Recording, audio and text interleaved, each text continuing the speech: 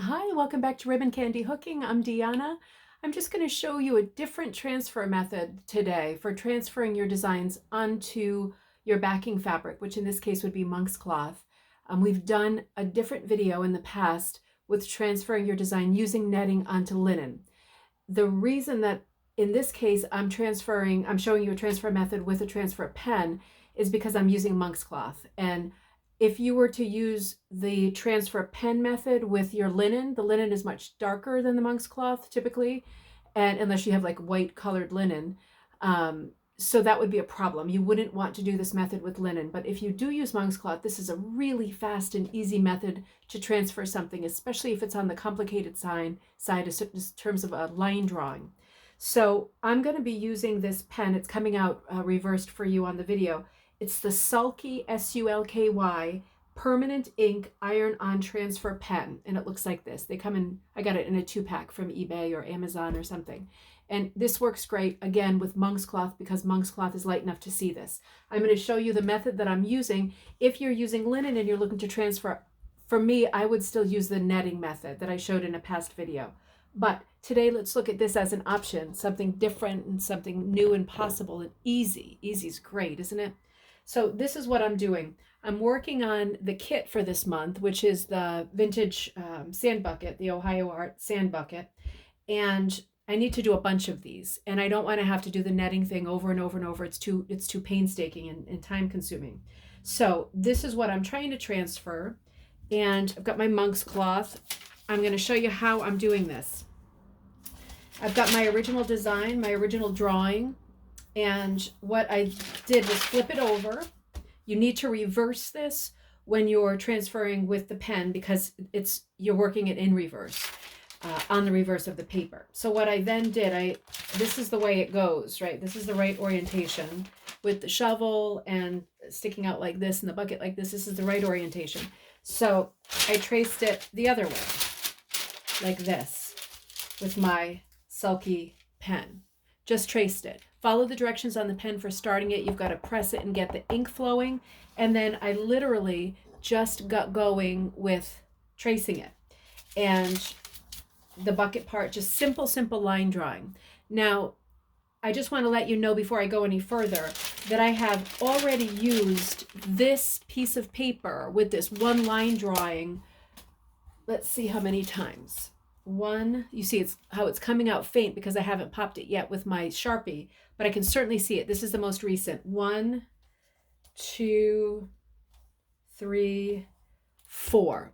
Right? So it starts out darker and it kind of fades if you're doing many. So you might have to retrace your drawing with the marker at some point. But it's still coming out well enough for me to see it.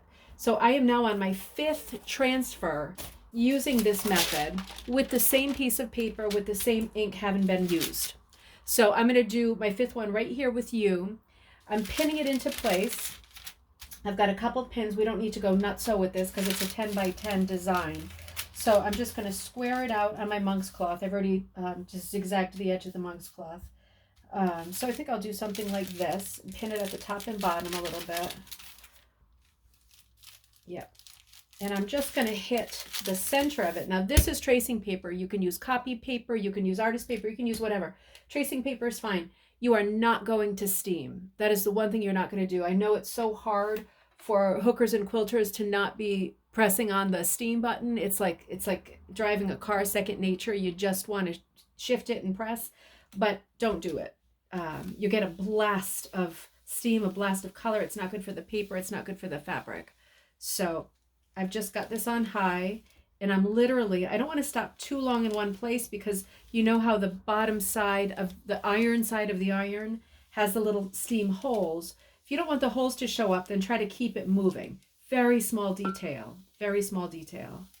So I can hear it doing its goot, the iron, so that's good. I'm just going to peek. Nothing happening yet. But I had it down for a while I was trying to figure out how to record the video and get it set up. So what I'm waiting for is to see, you know what? Guess what? It wouldn't be me if I didn't screw it up 1,000 times. I have the paper upside down. So here we go. Take two. I'm not even going to cut that out because if you know me, you already know that I do this stuff routinely. So that could be the reason why it was not coming out. So I'm going to reset the center of it. Sorry about that, guys. Again, wouldn't be me if I didn't cock it up. All right, here we go. Take two. Take two. Let's see how many takes there are.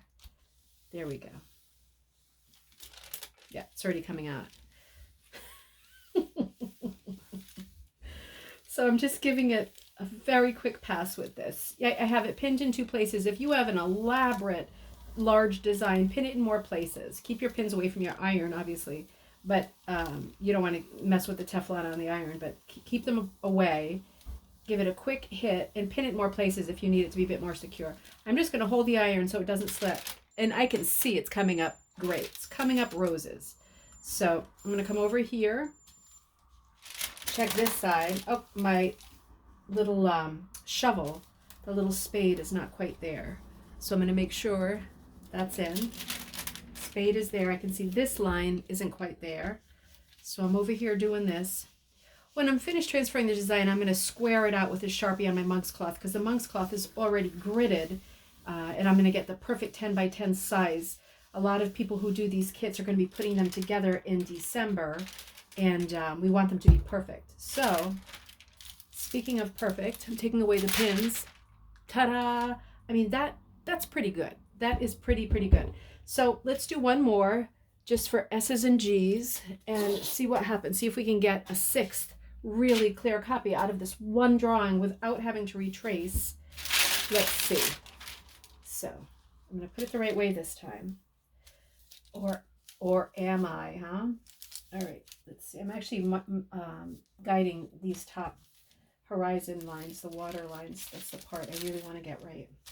So again, this is number 6 with the same piece of paper, the same exact piece of paper, not retouching anything. If I get 6 out of this, that's great. I'm going to push my luck like I'm at a casino or something, which I never am. But I'm going to push my luck at the cherry machine and see if I can do more, because why not, right? Although it would take all of 5 seconds to retrace the lobster. This one's not coming out as well, so maybe this was it. Maybe I pushed my luck too far. I think it's good enough for me to be able to trace it with the Sharpie. But if you're making multiple copies like this for a group or to sell, yeah, I'm guessing I hit 5 perfectly, and you can see even the picture itself is looking faint. And the reason it's looking faint is because the ink that's in that pen is being leached onto the backing, and there's hardly any ink left. It's good enough though.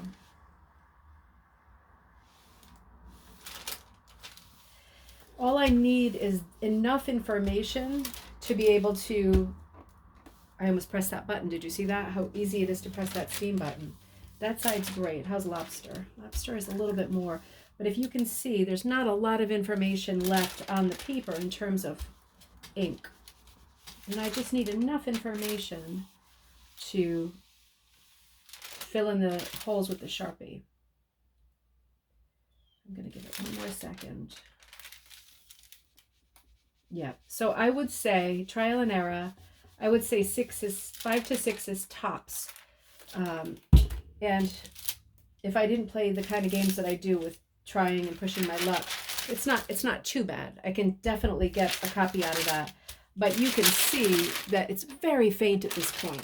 So what I would do next, I'm using tracing paper and it's a little bit curly, so I could get another piece of tracing paper, another piece of paper. What I would do next is go back to the ink side, right? This is the iron side, this is the ink side, and just trace it again. So there's fresh ink, and I could do another 6 copies, 5, 6 copies. So what I would do next, I'm going to choose this one because I'm being real careful with the 100. I need to really pay attention. Now I've got my Sharpie Industrial, which is different than a regular Sharpie because these industrial Sharpies, they're written in red, also available on Amazon, are the ones that don't bleed ever, over time, ever, never, never. So now I've got my Sharpie out. Take off my Swatch watch, actually. It's interfering with my... This is not an ad for Swatch watches. I don't even know if they make them anymore. But let me see what we can do here. I'm going to trace it. Pop it this way. I've got my little water lines in here. I'm going to be fluffing it all out later. I just want to show you how easy it is. Once you have a transfer that's giving you this much information, you are really set to go. And if you use the netting method like I do when I do linen transfers, it's more time consuming and you get less information at this stage on your backing material than you do with this method.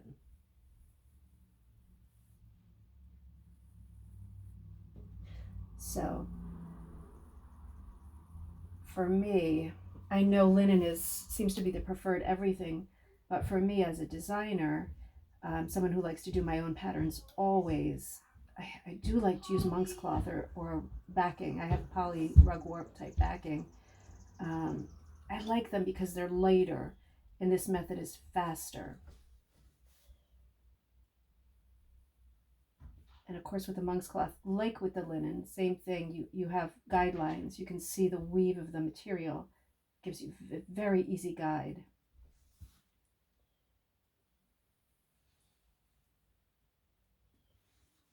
Sorry, my head's probably right in there. All my gray hair that I haven't dyed yet with this scarcity of everything.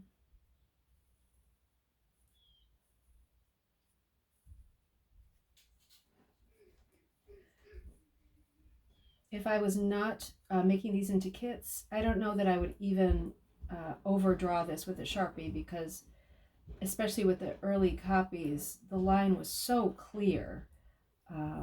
I would have easily been able to hook it as is.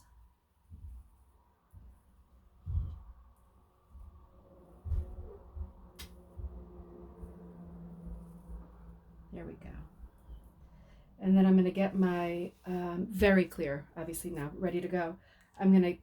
My next step would be in doing this kit would be to square it out and the 10 square so it's perfect, because that matters to me a lot, that all of them are the same and we can put them together in January together and December. But as far as the transfer goes, this is what I used. Sulky Permanent Ink Iron-On Transfer Pen, and touched it up with Sharpie Industrial Pen. These are the two. And the iron, and that is it. There's no magic to this. There's no magic to anything. But there's less magic to this than other things. And in terms of being a transfer method, if you are using linen, you've got to do something else. You've got to do the red dot transfer paper, you've got to do the netting, you've got to do something else. But if you don't have any reason to not want to use monk's cloth, and you do transfer your own designs, especially if you're a beginner, this is probably the easiest way that you're going to get your design in great clear detail onto your backing cloth. So I would highly recommend this just for monk's cloth. So hopefully that's helpful. Now I have recorded how to transfer two different techniques in doing your rug hooking, designing, and transfer onto backing skills. So hopefully that was helpful. And in the meantime, good luck with your hooking, with your designing, with everything, and I will see you soon.